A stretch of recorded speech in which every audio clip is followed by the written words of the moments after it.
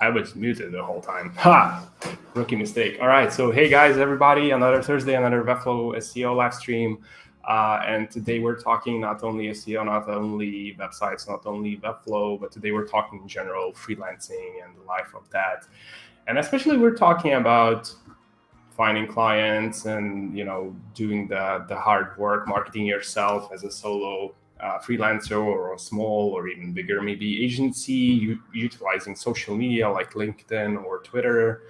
And our guest today is, let me bring him over. It's Luke Netti. Hey, Luke. Hey, everyone.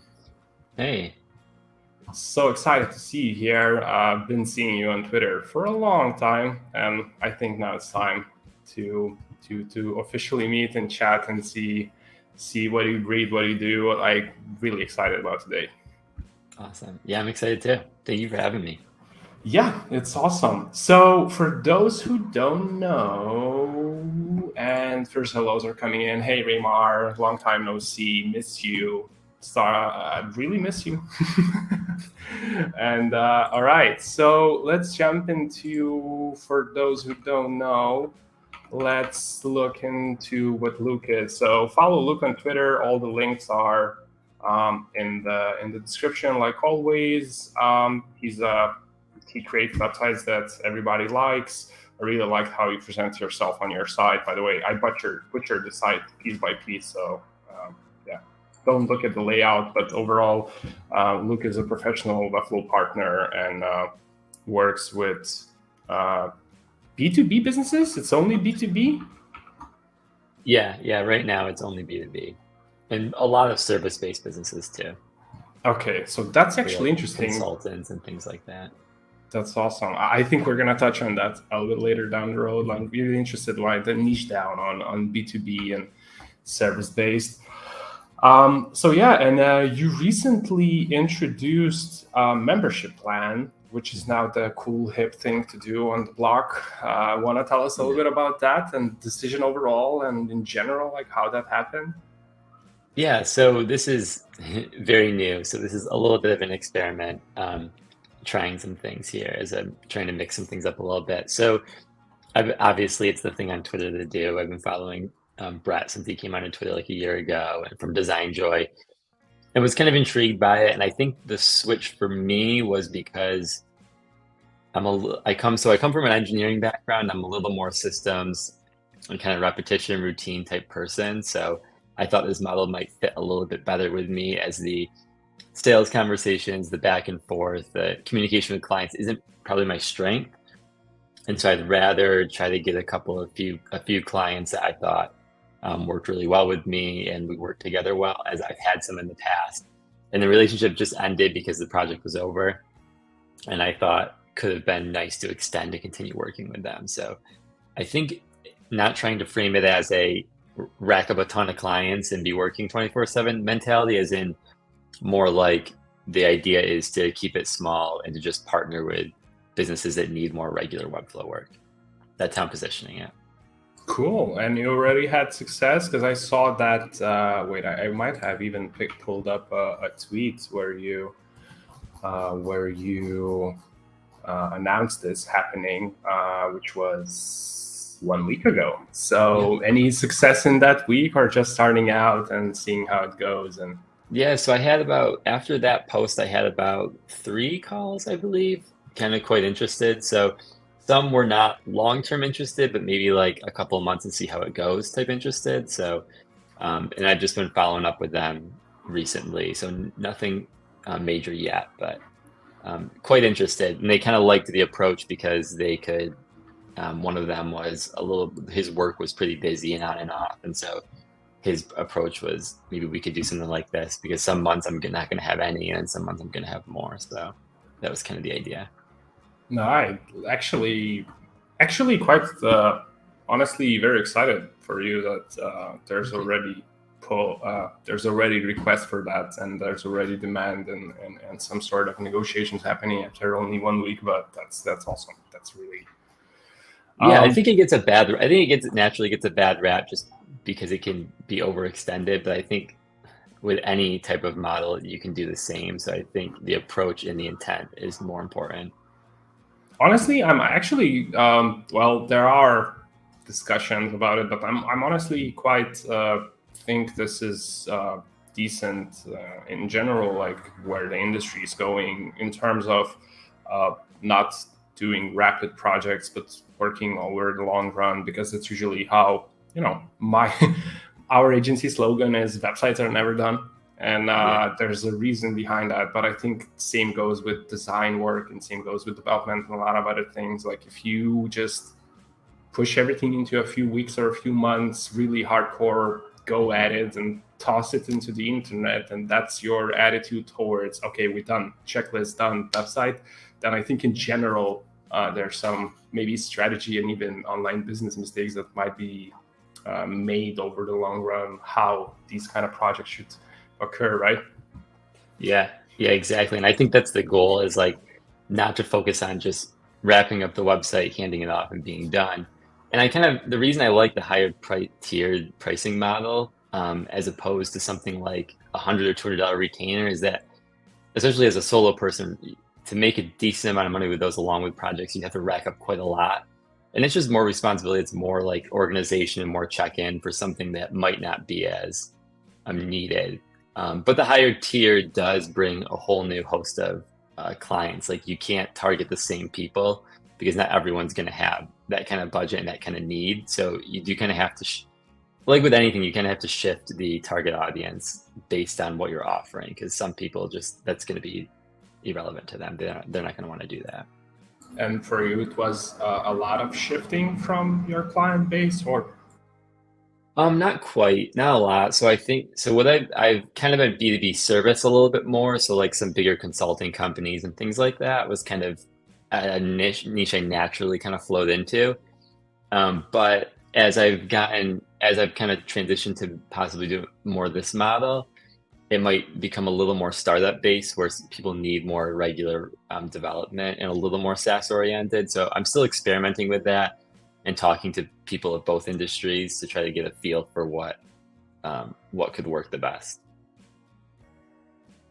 Awesome. I really love your site, honestly. Not a big geek for design, which is something to say in Webflow, just because I focus on very different aspects of websites, but really love the way it's kind of and simple and cool at the same time.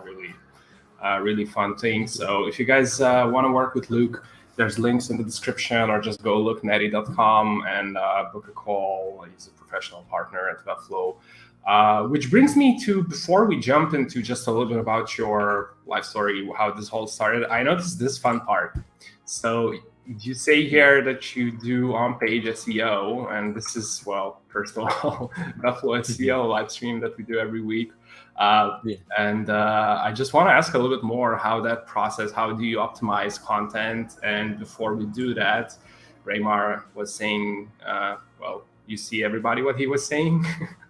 And then, hi, Runa, nice to see you once again. So on-page SEO, optimization of content, that's not a lot of, I browse to a lot of agency sites, and usually the value proposition is a little bit elsewhere. It's more of a technical, they might call it SEO, but they usually just, do lighthouse scores, which is, as Shane, who was here multiple times, is, as he says, is going to die on the cross of lighthouse is not SEO. And I agree completely with that. So can you tell me a little bit about what's the process? I'm actually super interested. Like, this is not a common thing to see, and just very, very genuinely want to learn more. Yeah, so I think I'll just clarify, maybe the wording could be cleaned up a little bit. It's not an ongoing SEO thing. And I have something on there on the site because I have been asked about it. Like, oh, do you do monthly retainers for content and optimizing all that? And so I say no to that. So the FAQ question on the site is more geared towards things like making sure all the Webflow audits are checked, and making sure the structure is clean, and making sure there's alt tags in the images, and setting all that stuff up, creating the open graph images, all those things that I know sometimes get lumped in as standard, but some people don't do them. So that's kind of the clarification that I have on there. So it's not regular, like, ongoing SEO work. Oh yeah, thanks for clarifying. But it's just interesting that you still do it on one-on-one basis, and like where we're delivering this page, we're also gonna run it through any tools you use for that, or just in general have an eye for non-marketing, straight to the actual point headings, or how does that whole is there some sort of clashes with clients or copywriters or whatever? Like I just anything you can give me, I'm really interested. Yeah, so I don't use anything specific. I just run through like the Webflow audits and then some other checks. Just personally go through and make sure everything looks okay. If I'm working with a copywriter, which I've done a couple times, normally they handle a lot of that stuff because they're working with the company as well, and I'm more just taking their input. But then it's just a matter of formatting things in terms of the structure on the site, so everything is okay, is good. Semantics and basic mistakes are avoided. That's cool. That's awesome. Love it. Love it so much. Yeah, I know the SEO thing is something I don't really go. I try to kind of stay away from, but just want to clarify because I get asked about it quite a bit. Okay. All right. That's awesome. So that's a bit about Luke's kind of what he's doing and what's the lifestyle he's living and what's his main job. Am I correct? Main? Yeah. Yeah, cool. Yeah.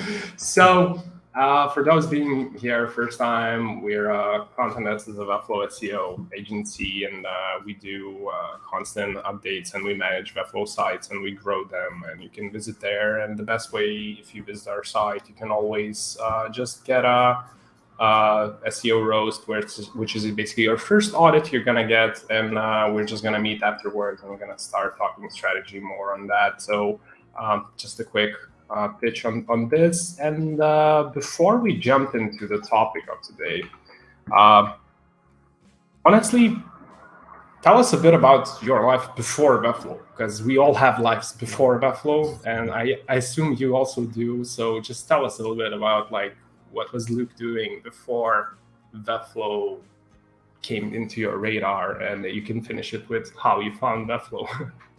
Yeah. So I went to college for electrical and computer engineering, and I got my undergrad degree in the States here doing engineering work, and immediately got a job at a big defense company and worked there for a couple of years. And probably like a year in, I started to realize that I might want to switch things up. And my wife runs a photography business, so it was I kind of knew how business worked a little bit and what that lifestyle looked like, and I wanted to explore that option. So because my day job, I'd done some programming and things like that.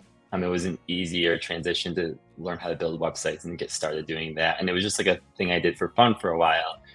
And then after about like a year or two, I started to take it quite seriously. And I mainly focused on WordPress at first. So building WordPress sites, and had a couple of small clients, just like friends and family and people interested, just as I kind of gained some traction and experienced what it was like to actually build websites. If I enjoyed it, doing it for other people and other businesses. And then just the managing of WordPress sites, and I wouldn't say I don't. No, I wouldn't say I hate WordPress as some people do. I think if you have an agency that does WordPress really well, it can be great. But I do think for the solo person doing it, it's a lot more work than needed. And especially things like going live and transitioning to all the DNS stuff to go live for a WordPress site, and transferring the hosting and all that is much more complicated than Webflow. And so that was one of the biggest draws to Webflow, was just configuring all that was really easy. Pushing the site to staging links so my clients could see it, going live, and then hooking everything up was just made really easy. As well as even though the CMS is quite basic, configuring that in WordPress was much more complicated, and for something small was a lot of work. And so the CMS in Webflow at its level was great for setting up quick blogs and things like that. So it sped up my workflow quite a bit.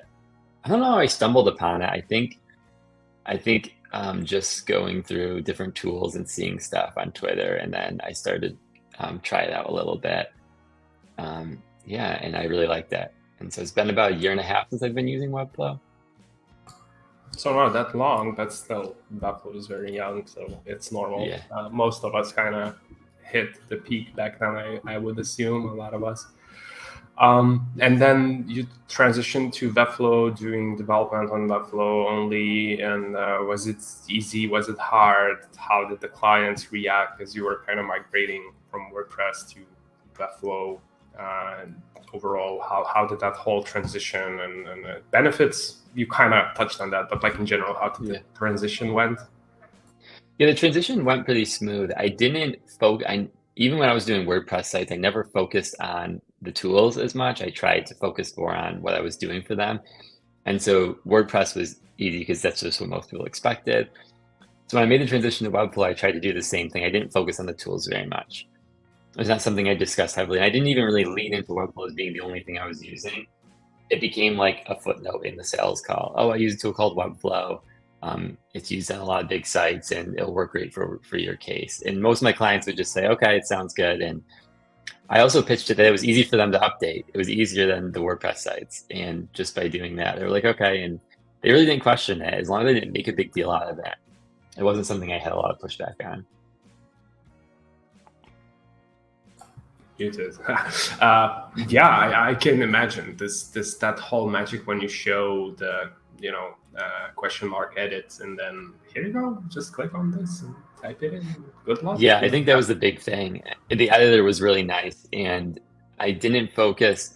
Yeah, it was never a big focus to be like, oh, this is this tool we're using. I know Webflow has like a slide deck you can use to like convince your clients, but I thought the more I emphasize that it's massively different, like it didn't save anyone any time or really help anyone. It was just, you're going to get a website that you can update that's easier than using a tool that you might have heard of before. That was kind of the pitch. Yeah, sorry, creating a banner. I came up with this while you were saying. So I really love this tip, which is, let me type that in. Size. Like this. Was planning to finish it before you finish this, but so really love this part. So you say don't emphasize Webflow, just mention it, and it's actually never heard this before, but actually makes all the sense in the world. Because if you really start selling something that nobody asked you to sell, you kind of do yourself a disadvantage. And I think this is a very good takeaway from how you notice that working with clients, it's just simple to say, hey, we're going to use Webflow and then move to another topic on the agenda. And this is kind of awesome tip. Love it. Yeah, most of my clients really, once they start using it, I've had some very non-tech clients go in and make edits and do stuff. And if it's built well, they really like it. So it's much easier for them to use. And even some that had used WordPress before that I ported it over, really love the experience of Webflow. And WordPress can be built well to make updates, but you kind of have to have a much bigger company and they have to do it really well. And most of the WordPress sites that I poured over are pretty hard to update and use in the WordPress sense, but Webflow makes that much easier. And also, it makes easier for everybody. I think it makes easier for everybody in general to, because on WordPress, usually open a new build and there's always a lot of questions how it was built. On Webflow, it's still the case because CMSs will be built differently, but still I find it a little bit more easier to understand how it was built because on WordPress, there's category, tag, and post in general. That's architecture, but then any plugin can rename, recall, reshape the fields, as you said, like editing CMS fields on WordPress is way much harder. That's why a lot of people get plugins. And then when they get plugins, it kind of can change a lot of things. I don't think it's that far apart, but still it's a noticeable difference. Especially, I also stopped working with WordPress last year and just said no more clients in WordPress. We're just going to focus on only Webflow from now on. So I can and every build is different in WordPress. Like depending on the plugins you use and the page builder and all the stuff, like every build can be massively different unless you know all the plugins. So that's why I stopped working with it too. And I get people that reach out and are like, hey, can you help me with this? And normally I do like a free, just like kind of a quick look and help them if there was something small. But honestly, that's it because I'm not I'm not taking paid work to dive into another WordPress build. I did that a couple times and it was a nightmare. I'd spend hours going through stuff and I was like, it's not worth it. Yeah, completely feel your same attitude, let's call it that, which kind of is a great segue, by the way, to our topic of the day, because that means you need to find Webflow clients. And this is our freelance clients is our kind of topic of the day, even though if anybody's listening and want to just chime in with any kind of question or anything, feel free to ask me and Luke, and we were gonna try to, no matter how much of a tangent it is, it's always fun to go on those. We even have tangent alert when we do that, so it's very easy to kind of jump in and say, okay, let's focus on something different. And I think this tweet, or there was a series where you and Jonathan were chatting about stuff, and then it was kind of what sparked my interest and said, hey, maybe you want to show up and share your experiences, because it felt like you had some great ones, especially on LinkedIn. I'm honestly very lazy on LinkedIn, not gonna lie. And I'm personally interested, but at the same time, imagine anybody watching this now or later would also love to, because, well, being a freelancer, last 2 weeks before we were talking, the topic was, pricing models, and that every freelancer would usually start with, with hourly based or just something, and then they move to project based, because then you can start making more money, and then maybe subscription comes along, and we kind of analyzed all of that. And now I think it's a good segue to this week's topic, is a good segue into, all right, but how do you find those clients? So we have this kind of setup a little bit prepared based on what we prepared before the stream. And there is just, in the beginning, social media, then we might jump to just Twitter and LinkedIn similarities and differences. And then overall, some of the tips you kind of mentioned before the stream. So like commenting, connecting with others, tips for DM conversations, but we don't need to follow the structure, but just, in general. So if you're okay with that, let's just maybe start with overall social media. Oh, wait, I was not showing anything. That was really my bad. I was just staring at it. So we're going to just run through again, social media, bad, great, or what it is. Then maybe a little bit about Twitter, LinkedIn similarities, and maybe differences that you spotted. And then you mentioned a few tips, commenting, connecting with others, tips for DM conversations. That's a few things you mentioned, but we don't need to follow again. Though this kind of, we can jump around and go in circles. There's no issue, but we can start with this. So overall, social media. Do you like it? Yeah. Do you find value in it? Are there clients on social media like this? Yeah, so it's a great question. So I started on Twitter, actually. When I started on Twitter, I was programming at the time, building websites and doing that stuff. So I was actually looking for a job in that sense as a web developer, and attract a big Twitter audience in that way. So about a year and a half ago, I switched as well to LinkedIn, and I had much more success promoting myself as a freelancer there. And talking about websites. Now, I'm not sure if my experience is unique, because I kind of had a different audience on Twitter, and then LinkedIn was a little more intentional. So I know a lot of people who get lots of clients on Twitter as well. So it's not on Twitter is bad, but the LinkedIn was much better for me. But social media in general is great for getting clients. I think in the beginning it involves a lot of like commenting and connecting with other people, and even DMing them if you need to, but keeping it fairly not salesy or pitchy at all, just connecting. I know when I quit my job, my freelance business was quite small, so I did take a little bit of a leap, but I knew that I just didn't have the time with my day job to connect with others and engage in a lot of the other things. So when I first quit, the biggest thing was like show up to as many like podcasts and interact with people and do as many things as I possibly could. Just because at that point I was just trying to connect with people and see if people needed, not even seeing if people needed websites at that point. It was just getting my name out there, sharing my work on social, But those are kind of the biggest things. But yeah, I think it can be great for getting clients. It can be a little bit of a slow process. It's not hop on and start sharing your stuff and all of a sudden people start coming in. It can take some time, but I do think it's a good long-term play to build that audience. Yeah, and important to note for those who really desperate, it's not going to be a short-term play like everything else. Yeah. Most things in life, this is not going to happen overnight, right?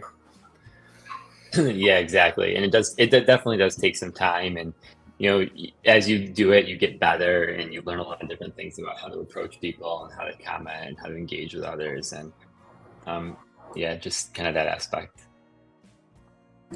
I had similar experiences. It's just, and I think we're gonna touch on a lot of points that we noticed while during this journey. So overall, great for clients. Yeah, completely agree. It's had similar experiences. This is just, it might not be the way.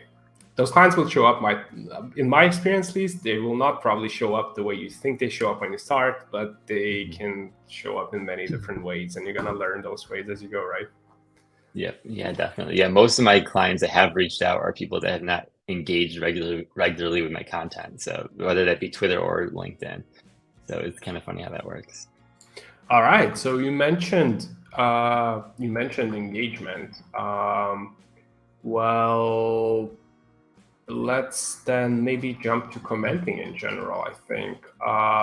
So you mentioned engagement. So how do you start? Like, if you want to make, start, we create let's say we do a case study and we created a new social media account, be it LinkedIn or Twitter, then we're going to jump later to differences and similarities. But like in general, how do you start making yourself freelance, some sort of profile that what do you start on?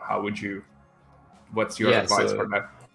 Yeah, so I think creating a professional looking profile is probably number one on my list. So making sure you have like a good headshot that looks clean, making sure the profile, like the description's good, who you help, or even what you do. It doesn't have to be super complicated or even super targeted, but just be clean and clear. And then with like a link to your website or something. And then in terms of posting versus commenting, I'd always advise when you're starting out to start commenting way more heavily than you do posting. So I would probably say if I were just starting out a couple times a week, as opposed to trying to do every single day, and just spend a lot of time, maybe 3 times a week on Twitter, and maybe something like that with LinkedIn as well. And then just engaging with a lot of people. So when I was first starting, I think I downloaded like a counter app, and every time I'd comment on someone's post, I'd keep raising the counter, and I'd try to hit, I think it was like 10 or 15 every single day.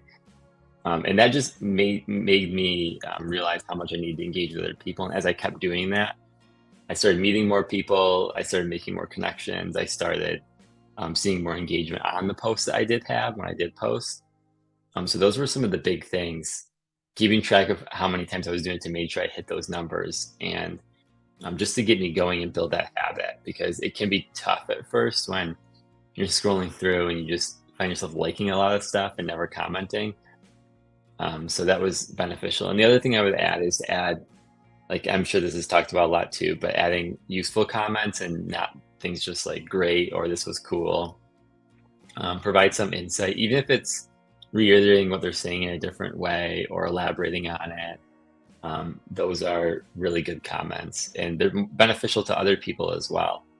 In the comments that might be scrolling. So I think I found myself doing that a lot starting out, and finding some of the bigger people in either a similar space.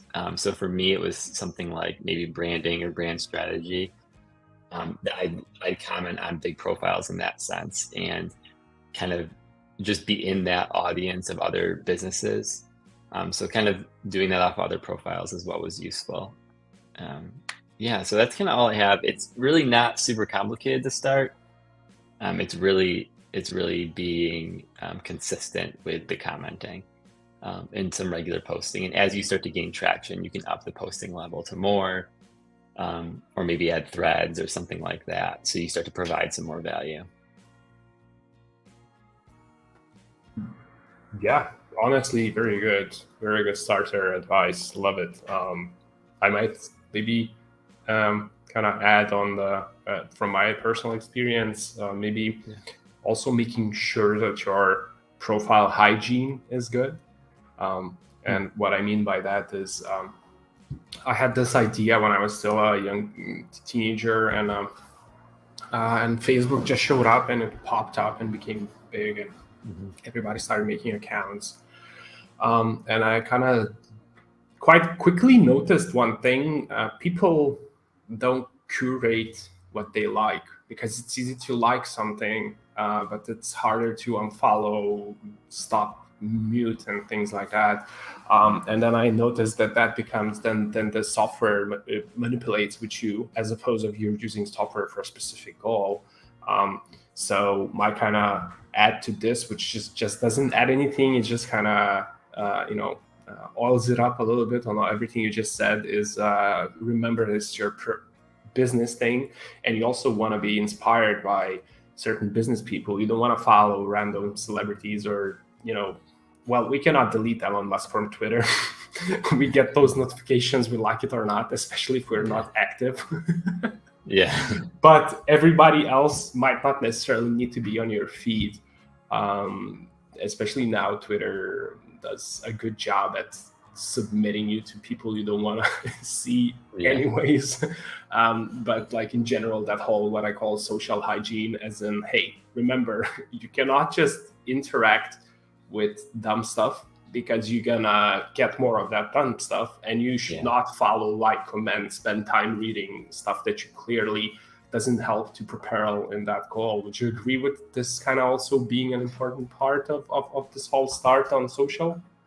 Yeah, and like you said, you don't always have complete control over what you see, but for the most part you do, and you can tailor who you follow and what you see quite well by what you comment on and who you engage with and things like that. So you do kind of have control, and if you feel it feels getting like out of hand or getting into a certain direction. I did that recently with Twitter because, like I mentioned, I had a lot of web developers, and I kind of went through and cleaned a lot of that up. And while some of those people engage a lot with my stuff, like unfollowing their stuff and stop commenting on their things, because I wanted to kind of gear my audience towards a different group of people, that kind of took some time. And same with Webflow. When I started using Webflow, I was engaging with all the Webflow people, and that curated my feed as well. So being intentional about what you comment on, like the profiles and the accounts and things like that, makes a big difference. Yeah, that's awesome advice. Love it. So after we started, we probably have two different. So you had experiences, and I assume successes, both on Twitter and LinkedIn, right? Is that is that correct statement, right? Yeah. Yep. And let's start from how are they similar? Because in our heads we have Twitter as more of a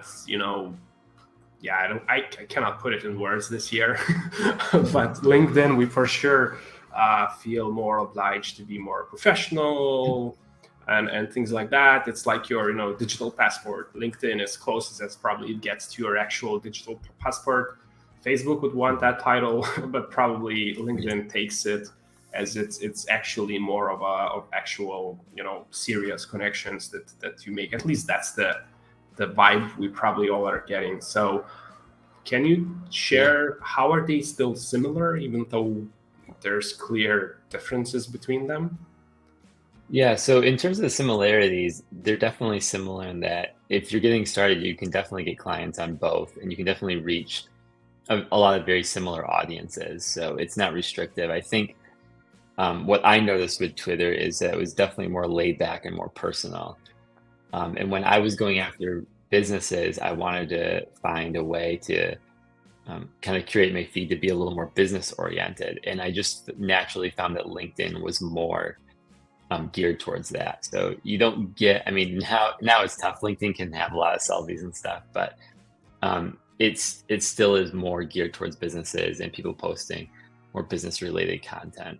Again, not always the case. Everyone's experience is a little different depending on who you follow.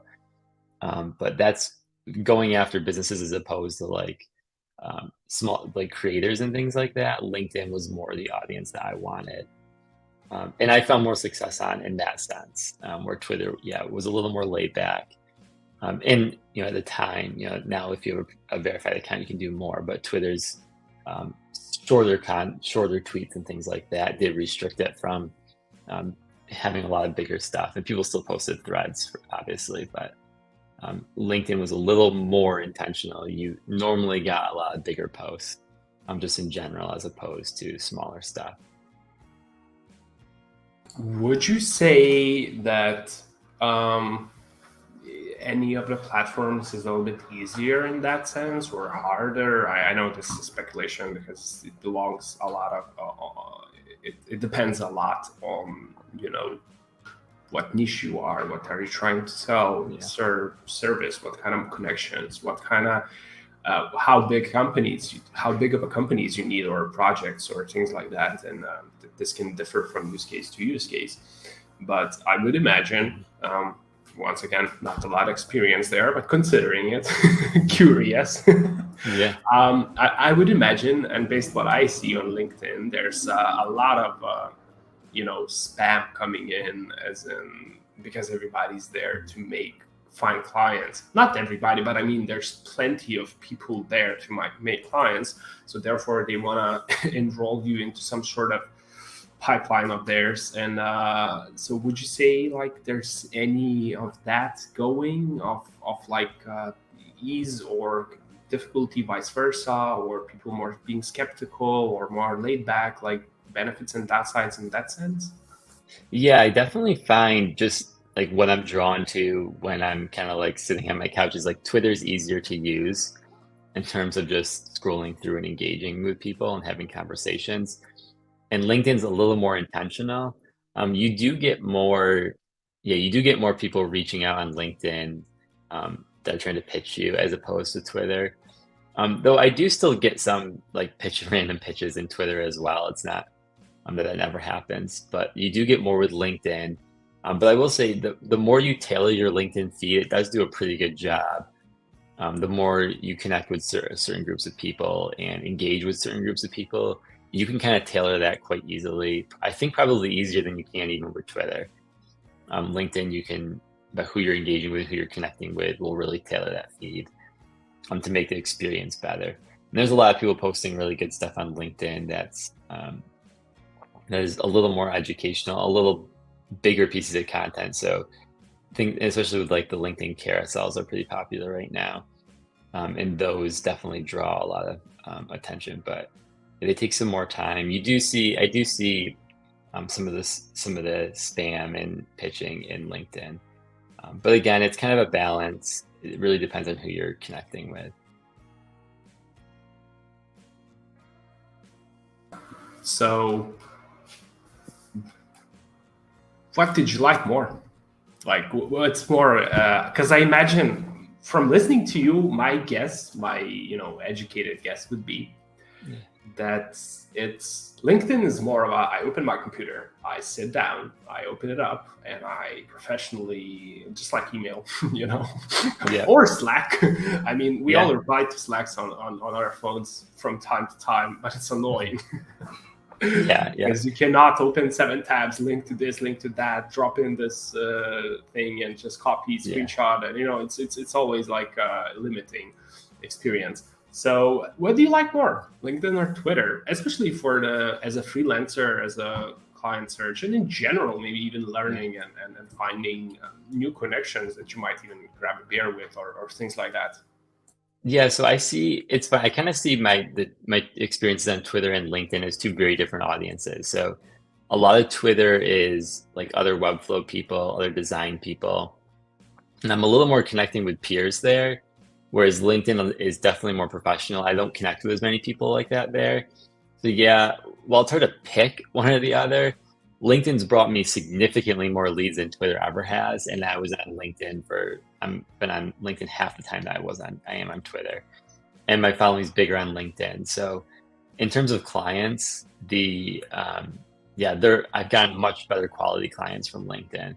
I'm just from networking, connecting with other people. So, in that aspect, I do like it better there, and for Twitter, It's more like connecting with Webflow people, seeing what other people are doing in the Webflow space or design space and learning things there. So while they're the same in essence, they kind of serve two very different purposes in my life, and especially with the freelancing aspect.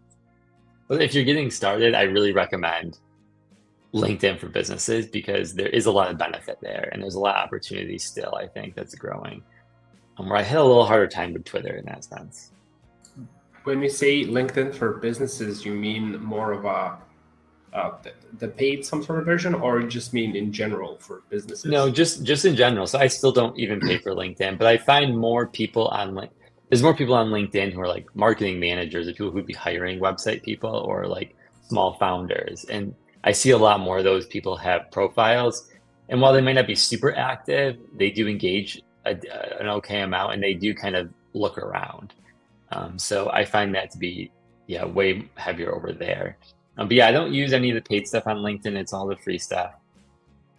So I don't do anything too crazy. It's just what I normally do is when I find a new person I'm interested in connecting with more, I'll check to see if they're active. I'll comment on their stuff over the course of the next couple of days, connect with them, and just kind of start a conversation. It's much easier to do that there. With Twitter, because you have follows as opposed to LinkedIn's connection. You can also follow on LinkedIn, but you can also connect with people as well. So I think the aspect of LinkedIn in that sense is a little bit better for that approach. So now let's start hitting actual tips one by one. We established the differences. We established the benefits and kind of downsides, which now makes me very curious about actually firing it up LinkedIn. I always, before I started completely freelancing, my jobs never came from nothing really serious, because I would just get the job I want just by being completely over-delivering value before even we meet. Yeah. So sending in, audits, or before that, sending in a few blog posts that are way much better than anything you have on your site, and just saying, hey, hire me. And usually not even CVs in many cases needed, because I already showed you that I can do it better than you guys do it now. So LinkedIn was always something that is like on the back burner. In theory, I never updated, but now I'm kind of curious more about it. So that brings us to one of before we jump into how would you see the whole kind of LinkedIn pipeline going, right? Like okay, so we're gonna, as you already started touching that, I made this meme board today, and it's based on your idea that there's a lot of clients are lurkers on LinkedIn, and I thought this would be funny to illustrate. So can you tell us a little bit more about the lurkers pattern that you noticed? Because out of not that much information, this was still significant enough for you to mention. So I'm like interested in both any stories you might have, or just in general, like the pattern that you noticed with clients come from where you wouldn't expect, and they are usually lurkers. So tell us more about that. Yeah, so especially on LinkedIn, most of the people that comment on my stuff are like in the similar space, so like copywriting or maybe branding or other things like that, or even SEO, and things like that. That's who comments on most of my stuff, and I probably get on average like 20 comments a day on LinkedIn. I post on there every day, but all the people that reach out are none of those people. They're all people that reach out but are still reading my stuff, and I've had multiple instances where clients are like, oh yeah, this person recommended me to you. They love your content. They've been reading it for a really long time. And I had no idea who the name was. So that happens quite a bit. They're like, oh yeah, I've been following your content for a while. I'm really interested in hearing more about what you have to offer, and have never reacted or commented on any of my stuff. So it happens quite a bit, especially on LinkedIn. And it's weird. I'm not sure why that is. I think just the reach of other people engaging with my stuff, but they're not always interested in leaving an actual comment because they might not have something specific, but they still see that I'm posting educational tips, or I'm showcasing my expertise, or showing off a design or something like that. And they see value in that because there's there's information there, but not enough for them to leave a comment or are interested in leaving one, but will eventually DM me. So kind of veering into the tactics too, is that when I do write on LinkedIn, on a lot of posts, I've been more recently leaving strong call to actions to DM me. And that's led to, I've been doing that for like a month now, and I probably got like 6 or 7 people DMing me interested, and some have led to clients and some haven't. But that kind of call to action where the DM is, as opposed to asking them to leave a comment, works better. I don't know why. I think people are just, it's easier for them to reach out that way who don't want to leave a comment. All right, you probably all hear a plane flying out, but it's so hot that I cannot do this without a window open. It's just insanely would be unbearable. I'm terribly sorry for that. That's okay. And it probably should have been gone. Which now brings me to, so you just mentioned, as for DM, as opposed of comments, right? Because comments, actually, it makes sense when you put it this way, because when you think about it, people on LinkedIn are professionals. Sometimes even companies require them to be there, or show some sort of liveliness, right? There are even that happening now. I'm terribly sorry for the noise, if that's. But honestly, it kind of would make sense, because it's kind of a digital footprint that they would leave if they comment something. And I think, work industry in general is not super cool about mistakes. We're now embracing it more and more as a learning pattern, but it's easier for us to understand that we learn from games more than from mistakes as a society, as I think as of yet. And LinkedIn, it would make sense that when you ask people to comment, it might be harder for them because they might, a little bit be more scared to look like a fool or something, as opposed to just DMing, because that's private and that's, do you think that might have some sort of, that's where the CTA for DM works better? Yeah, I definitely do. I think, what you're saying makes a lot of sense, that like digital trail of reaching out to other people, they might not want that to be public. And I don't think it helps to, like, when they see other people commenting on my stuff and it's not other businesses like them, I think they might feel a little out of place too. Where it's much easier just to send me a DM and ask me questions. And if they're interested, but they're not sure, or they want to talk about price or things like that, it's easier privately for them to kind of divulge that information, or even like what they're looking for in a project or what they need done. They don't really want to do that in a comment. So it's much easier for them to go straight to the DMs. And those call to actions work pretty well. I do get a decent amount of hits. I've only been doing it for like a month, and I've got a bunch of hits already. So I'm hoping just to continue to do that, and that works pretty well. So that's probably my biggest tip for LinkedIn, is making sure you have those call to actions at the end. And obviously things like Twitter still translate, so like a good hook and good copywriting are important for LinkedIn, just like any social media. Same with formatting your posts a certain way. I think that translates more to LinkedIn probably than Twitter, just because you see a lot longer posts on LinkedIn, as opposed to Twitter, where things are shorter. But breaking things up into like a lot of the one-liners and things like that help people skim your content much faster, as opposed to like paragraphs. Because some people who write lots of paragraphs, the reach just doesn't get there. No one's reading those. If you think about it, they don't click on your posts like most people. You would think if you're reading like an article, you're only reading that article. But when you're seeing a feed, you're not seeing it as you're not only seeing one of those. And so formatting in a way that kind of makes it easy to skim is really important too. It's like any content strategy anywhere. Nobody reads wall of text, peaks and valleys, like great music, up and down, big heading, and then a little bit of text, and then one word, and then an image, and then a paragraph, longer paragraph, and then a short one, and then again a heading. And I can completely imagine a lot of people, honestly, in website world, I mean more maybe clients than maybe us, but like in general have this notion that when you create content, people they don't understand how people actually use content because they Yeah. never follow how they use content. And you have to be a Yeah. professional to really go into details. Like, yeah, nobody will read that. That's 2,000 words, but everybody will just read the headings, and we have to be really good with the headings. Everything else in between has to be valuable and has to be good. But that's not how they're going to read it, and we should focus only on that part, especially in the beginning if we don't have, so same rules apply. Yeah, I fight that with, I go back and forth with clients like that all the time on websites. It's everyone wants to divulge like a 2,000 word story about their history, and it's just like no one is going to read that, and like learning to break some of that up and removing a lot of it is so important. I'm kind of that website mindset with like the less copy there. Most people are skimming.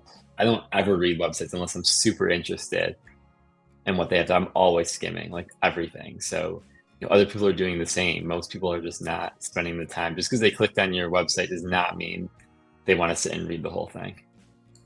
Honestly,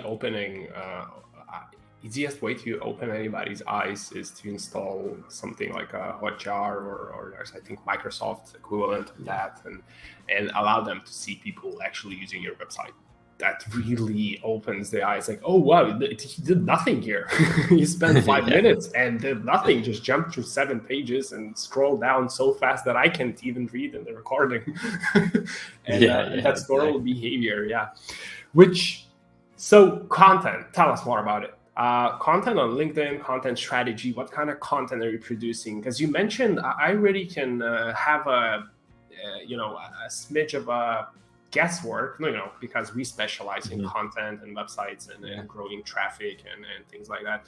So I can imagine how it differs from Twitter, but here it's not like how it differs from Twitter, but in general, you mentioned that on LinkedIn you're creating this you're communicating or engaging or producing content for, or all that together, just called content strategy probably, or it can be social media strategy. You do that for people in other industries, right? So with that in mind, how does one start with producing that content? Because we touched on, so be helpful, do comments, less posting, which I assume also works on LinkedIn. So less posting, more commenting, more engaging, being helpful, roasting somebody in a nice way if that's needed for their design or SEO or something. But in general, when it comes to actually your own personal feed that you try to get, likes and the social clout on, how does that work? How do you approach it? What's the story there? How should we do this part? Yeah, so with LinkedIn, I have a couple of different things I've noticed. So I notice, especially businesses, traffic seems to be much less on Monday and Friday. So any big posts that I have that I really want to call people to action, I try to avoid using the Monday or Friday just because they're closer to the weekend. And that's especially true now in the summer where it's quite a bit lower. So I tend to focus on a little bit more personal stuff on Monday and Friday. I'm really not a super personal person sharing on social. That's just not really who I am. So I don't really dive into that too much, but I tend to get a little bit more on those days. And then there's a couple of ways I like to think about the content. It's either like really educational about certain, maybe like how to do like sections that your website homepage needs, something that showcases my expertise. And then the other kind of posts that I like are a little more storytelling-ish, but based on like problems and pain points. And those do really well. Just in terms of resonating with people. And those are the ones that normally have the strongest call to actions on, and they get people to reach out the most because I'm kind of hammering home some of those things. Especially like the main things in my industry with websites, like updating your website is hard, or it doesn't resonate with you and doesn't represent your brand, or you don't like sharing it. That type of content does well, and with a strong call to action at the end. And then the other ones are a little more listicle in the sense that I'm showcasing expertise. So that's kind of the like 3 buckets, I guess I would put those in. So like the educational portion, the storytelling that pushes someone to call to action, and then a little bit more personal, maybe about my journey or what I'm doing or why I'm doing what I'm doing on Mondays and Fridays. Okay, I can see this. Honestly, would not came up with Mondays, Fridays, but now we have this tip, and these two make sense in all the ways, educational and storytelling, pain point based storytelling. Can you tell us a little bit more about this side of the content? Because you also said it converts better, so we're gonna pinpoint to the golden nuggets. So this whole storytelling based problems, pain points. Give us a few kind of ideas how you approached it. Where did you pick ideas from? Was it riffs from something you read on LinkedIn and then you're like, oh, I can do this better, or I can just kind of copy, or this one word that they mentioned and there's a mistake sparked me an idea to make a whole. How do you approach with it? And also next to that same question is like, is it like more of a calendar based you do, or do you do workshops like where you plan for the whole month, week or something, or it's more of on the spot? Like how do you approach it? Because you had success, so therefore your method probably should be very good. Yeah, thank you. So it's mainly, I don't, let's see, I'm trying to remember the questions you had specifically. So the storytelling based on the problems, pain points. So where do I get that? I mainly get those things from conversations I have with clients. So sometimes I'm either having them fill out a form when they get started with me, or they've reached out and I've asked them like, what do you feel like stuck right now with your website or something like that. And normally that pinpoints a lot of stuff. So the things that I'm noticing, I'm just pulling out and I'm kind of saving them. I don't normally plan content super far in advance. So I'm normally a couple days out. Sometimes I get farther, but it's normally not too far out. And then I normally have like a draft where I save them. And I'll put a lot of those things. But yeah, the storytelling thing and the pain points is I'll find a lot of that stuff. And I really emphasize things like stuff they've said. So like they feel like it doesn't represent them or isn't generating leads, or they don't feel like the design represents them. And I'm pulling all that stuff out and just re-putting it into a post. Sometimes I like to start those posts with, and you can find like common hook templates in any social media, but similar things that I use a lot are just kind of stuff like that. So like maybe starting with a strong question, using that. Also, if you do have a target audience that's really specific, it's great to throw that person in, or that name. So maybe founder of B2B business, or maybe it's a marketing manager, or maybe it's a certain person of a certain industry. And framing your posts in that way always does better. So just to make it clear, I'm not sure I fully understood. So you mean tagging somebody outside of your industry, or tagging somebody inside your industry, or a little bit about that whole tagging part? Like, so I don't actually tag them. I'm more just calling them out. So I think people I've noticed people like to feel like you're speaking directly to them. And so I think, so an example of this was, I think I said, I called out B2B service-based businesses. And I think I called out like a certain position in that, like, I think it was like a marketing manager or something. And just saying that, like, if you're a founder of a B2B service business, this is for you. Or if you're a founder of a B2B business, are you struggling with this on your website? XYZ. And I had a couple people reach out to me that booked a call and say, I felt like you were talking to me, because most of the other content I see about websites is specifically related to SaaS companies and not service-based. So we really liked that, and that's why we reached out to you. So it's really like an empathy thing, just making people feel heard. And you can keep it more general if you need to, but as you start to kind of refine, it's better to get specific, a little more specific. And even in a lot of cases where the content, like you could be posting about general website advice, but if you just pinpoint a couple industries or a couple of positions, it instantly becomes more relatable. Even if that content still is more relatable across multiple, it doesn't even have to be that specific. Like the tips in and of itself, it's more just making you speaking to someone specifically. I think we feel that way too when you're reading content and someone calls out like, oh yeah, in SEO, a person doing SEO for websites, you instantly feel more relatable to them, as opposed to hey, this is for everyone about SEO. Does that make sense? That makes a lot of sense. This is awesome. So, how do making sure that this type of content is visible?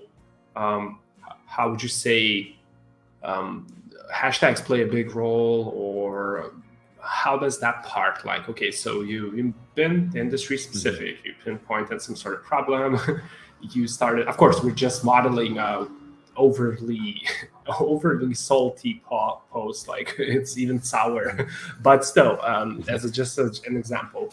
So you're doing all that, and how does the platform, in your eyes, in your experience, handle delivery? Because now you want to make sure that some of them saw this, right? And is there hashtags, the way you have to utilize them, or any other things that you have to do? How does that part work, you think? Yeah, so the hashtag thing is interesting. I personally don't use them. I know some people that really do and really like them. I didn't really find much of a difference. I probably could try them out again and experiment, but I haven't yet. So what I do is with LinkedIn, you can create like what's called a creator profile if you're not familiar, and you just have to go in and set, and it essentially means people can follow you as well as connect with you. I feel like LinkedIn's a little confused in that lingo because they're not really sure what camp they sit on. And how I view it is, sometimes people who connect with you, if you accept their connection request, you're essentially following them back, is how I like to think about it. If you were to translate it to Twitter, as opposed to people who just follow you, you don't obviously see their content as well. And so I kind of approach it in terms of people, those industries and those people seeing my content, it's really who I'm engaging with as well. Like if I'm engaging with someone else in that industry, they start seeing my stuff. And the turnaround's normally pretty quick. So like I kind of mentioned in the beginning, I'm starting to target a little bit more startups. So I've kind of gone through and I'll find a bunch of people on LinkedIn who are a little more maybe startup based or bigger companies, because my new business model needs to target those to work. And so I'm finding those people and seeing when they post regularly, and then just going and engaging with their stuff. And normally pretty soon after, if they're active, they'll start commenting or engaging with your stuff as well, just because the algorithm does a pretty good job of that in that sense. So once I start commenting, I'll start to see those people pretty soon after. So it normally works pretty well in that way. I don't have to do anything. I don't do anything super fancy with hashtags or anything, just because I don't really find myself needing to. The creator profile, when you create one, when you like make your profile, creator profile enabled, I'm not sure if it's called that, but you can select different topics that you're kind of in for that, like talks about, and then you can put your industry stuff. So you can kind of select that. And I'm not exactly sure how the LinkedIn algorithm factors that into what you get, how it extends your reach. But yeah, so that's kind of the tips that I have for setting that up. Cool. Have we not touched on anything that we kind of planned to? I'm now looking at the doc. I think we touched on most of this stuff. Let me double check. Yeah, I think we did. I think we did. Anything else you wanna, something that maybe we forgot, or some other, or just encouragement words for anybody watching this now or later, in general, like about this whole, because you're you the way I understand, you have it quite good and quite happy. This is a job. And the social media is a job. And actually, it takes quite a lot of time. People think, oh, I'm just going to post anything, and then 3,000 followers will show up, and then 50 leads will write to me. And I hope not a lot of people think that now, but I remember not that long ago, this was the general consensus, because it was true for a while. Yeah, that's true. But in general, like, any words of encouragement or just anything else you might want to share? About this? Yeah. So I think with the social thing, I think sometimes people overcomplicate it too. I think especially when it comes to connecting with other people and chatting with other people is a reminder to be friendly and just be human in that sense. And it feels like it shouldn't have to be said, but sometimes it does. We're like so nervous about pitching our services, or when do we tell them what we talk about? And I mean, I even do it sometimes too, but just a reminder to just connect with people. And LinkedIn and Twitter are both really great for that, to just continue the outreach and talk with people. You don't need to be pitching them. A lot of opportunities I've had that have come up have just come from people I've connected with, and them being like, oh, I had a project that I couldn't do or something, and just sent them my way. It wasn't with so much of a sales intent. The other thing I'd have about social media is that it does take a lot of work, and you have to see it as a job. And I see it as LinkedIn and Twitter for me are non-negotiables every day. I never book more client work than I have that would override what I do on LinkedIn and Twitter every day. So I spend about an hour at least in the morning engaging on both. It's probably a little bit more LinkedIn than it is Twitter now, just because clients are coming that way. But yeah, making sure I allocate that time. It doesn't get like pushed out of my schedule for something else. I know it has to be done every single day, and I've committed to that. So while it can feel like work, and I don't always love going out and engaging with a bunch of people every morning. I don't always feel like I'm interested in doing that, but I realize that's the only thing that continues to bring in new work, and that I have to keep doing it. So it's hard, but it's consistency, and you will see those results over time. You just have to keep putting it in and tweaking and trying new stuff. And you still like doing that? Having that time, and are you actually excited for that period of your day? Yeah, I do. I mean, just like anything, it's just like anything. Some days are harder than others going through and doing that when I have a lot of other work to do, but it's never always the most enjoyable thing. But I do enjoy going and connecting with other people and learning from other people and being on LinkedIn. And I see it as a marketing channel, just like anything else. So it has to be done. I like this part, that it's a two-way street. It's not one way. We have our goals there, right? As freelancers, as a smaller, bigger agencies, or any type of business we are. But it's a two-way street. If you actually do the social hygiene thing and actually curate your own feed to be valuable, because that's what you want to do, because that's what kind of discussions you want to be part of in the first place. But if you do that, then you always get the benefit back. You also learn something. You see some different things, and I see that both on Twitter and now I'm probably going to do that the same on LinkedIn, because longer form content was in a way always my easier thing for me. But and especially when it's kind of free for me, as in I just sit down and type it out, and it doesn't have to be perfect. Doesn't have to match all the content in the wall, like on web pages, right, to rank and things like that. It's more of like a free flow. Hey, I had this idea, and you just kind of blabber a little bit about it. I always enjoyed that output, and when I started doing Twitter more seriously, for me it was a little bit restraining the format that we have. Now we have longer form, but nobody likes that anyways. So that two-way street thing, I think, is if you're really doing a good job, you're not gonna, I don't think you would ever feel that's a chore, but because you always will gonna find something, you'll see same people that you're used to. It kind of becomes your own bubble that you are in, and we now live in a time of bubbles. So yeah, and when I say that, I don't mean like it's the worst thing in the world. I know some people are like, oh well, I just wasn't feeling anymore, so I stopped doing it. And it's like, okay, but if freelancing is your job and you aren't doing any marketing and you're only doing client work, eventually you're not putting in the efforts to continue to bring in new people. And whether every day you love it as much or you don't, it is something you need some more time with. And sometimes when I start to feel a little burnout by it, I go through and find new people to connect with, and I remove maybe some of the people who I'm tired of seeing stuff from, and kind of refresh my feed a little bit, because that does make it more enjoyable. Yeah, I can. I love that we're part of this community, this Webflow kind of world. I heard bad things about being part of that world on Facebook, but in general, like at least on Twitter, as you say, like there's more of a friends and coworkers kind of vibe. And I'm now actually quite intrigued to test it out myself with LinkedIn. But in general, I really love that we're a part of a community that's still very friendly, still very open, still very supportive, and there's a lot of knowledge flowing for free, a lot of help flowing. for free. Probably everybody heard that. So Aruna is saying that these are very helpful tips, and she's thanking us. Thank you for being here for the whole time. This was awesome. So if anybody in the chat has any questions for Luke, we still have a few minutes before we're gonna close in.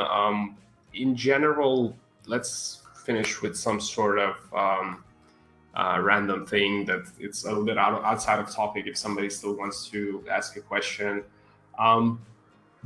what are you kind of excited about the where Webflow is going as a tool, like in general, like what kind of new features coming up, what kind of features were released, this whole rapid now thing that is happening like overall? Are you now excited for the future, or more of a just hopeful for some stuff? Because there's a lot of kind of vibe happening. Just like interested to hear your sense on the because we all do different jobs, and I have different issues with Webflow than you would, and then maybe designers would have different issues than we both have. So in general, how do you feel about Webflow, where it is today in 2023, midsummer? Yeah. So I like where Webflow is going. I do have a couple of things that I probably am maybe in the minority. I don't know, maybe not. I don't love the deviling stuff as much as maybe some people do, and going the route of apps. I know there are things that I wish the editor would have. Like the editor is already leaps and bounds above a lot of WordPress stuff. I wish they'd refine it and make it even better. I wish some of the CMS stuff would be a little better. And so some of those like minor tweaks, I don't care to make it this tool that can do everything. I mean, Webflow has really good strengths. Why not just focus in on those? That's my opinion. I'd rather them focus on those things and make that stuff better, as opposed to add a bunch more features and keep adding more and more. But that's my opinion, because I use it for more marketing-based sites anyway. So that's kind of how I feel about it. But I do like where they're going, and I think they're learning and experimenting, trying new stuff as well. So it takes some time, and I do like a bunch of small updates they've been pushing out the past couple of months have been nice additions too. So I hope they kind of keep with that. I think they did hear a lot of people saying stuff. So out of everything I could have guessed before asking this question, that you're gonna say, I didn't expect that, but I cannot agree more.